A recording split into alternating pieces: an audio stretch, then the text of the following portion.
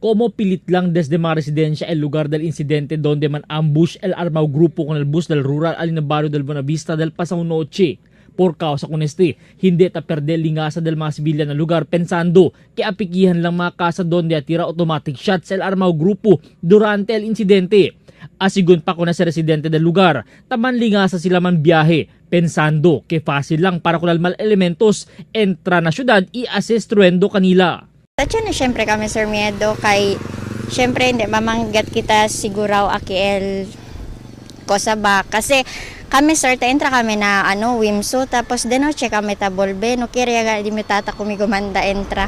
Asigun ko na barrio Kapitan Eugene Humawan del barrio de Buenavista. Taestra niya sila si Porque ng Bien Ancho Highway que tiene sila no hay ni uno checkpoint o presensya del militar. Elia po ni kanila. Ihindi lang el primer vez suceso de harassment Elia sucede kanila. Imagine to boundary alyan na 1.0 kuruwa ang dikal kuan basagan na kabar no ay kumigo aki kuan na mga checkpoint aki antes tiene na kuan na barangay hall na site. Narunsyada del news team niya pwede mira i-obserba desde panubigan na barrio del Muti ya el segundo checkpoint na lugar.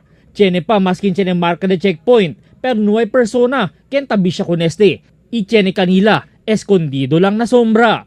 I-expresa asigun el barrio Kapitan su concerne impedido de checkpoint para con el su barrio con el gobierno lokal. Itapidiya lang que era el puede con realiza na mas temprano tiempo.